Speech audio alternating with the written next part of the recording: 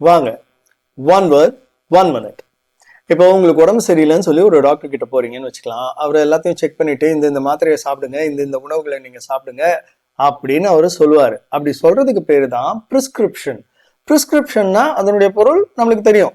இதை செய்யுங்க அப்படின்னு ஒருத்தர் சொல்றதுதான் பிரிஸ்கிரிப்ஷன். சரி, நீங்க இதை செய்யாதீங்க அப்படின்னு சொல்றாருன்னா அதுக்கு ஒரு ஆங்கில சொல்றதுக்கான இருக்கு, அதான் ப்ராஸ்கிரைப். ஒரு உதாரணத்துக்கு இப்போ உங்களுக்கு தொண்டையில இன்ஃபெக்ஷன் ஆயிடுச்சு, வெந்நீர் குடிங்க, ஐஸ்கிரீம் சாப்பிடாதீங்க, அந்த மாதிரிலாம் அவர் சொல்றாரு இல்லையா. ஐஸ்கிரீமை சாப்பிடாதீங்க, பச்சை தண்ணியை குடிக்காதீங்க அப்படி சொல்றாரு இல்லையா. இதை செய்யாதீங்கன்னு, அந்த செய்யாதீங்கன்னு சொல்றதுதான் ப்ராஸ்கிரைப். அதனுடைய பொருள் டிஸ்அலவ், ப்ராஹிபிட். ஓகே, அலோவ் பண்ணக்கூடாது, அதை செய்யாதீங்கன்னு, அதை அலோவ் பண்றது இல்லை, அதான் ப்ராஸ்கிரைப்.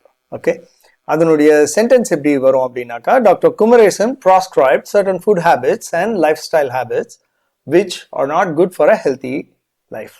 ஸோ சில லைஃப் ஸ்டைல்னாக்கா வாழ்வியல் பழக்க வழக்கங்கள், உணவு பழக்க வழக்கங்கள்லாம் செய்யக்கூடாது அப்படின்னு டாக்டர் குமரேசன் சொல்றாரு. அது ஏன்னா ஒரு ஹெல்த்தி லைஃப் ஸ்டைலுக்கு அது உகந்ததா இல்லாததுனால அப்படின்றதான் இதனுடைய பொருள். அடுத்த சொல்லில் சந்திப்போம்.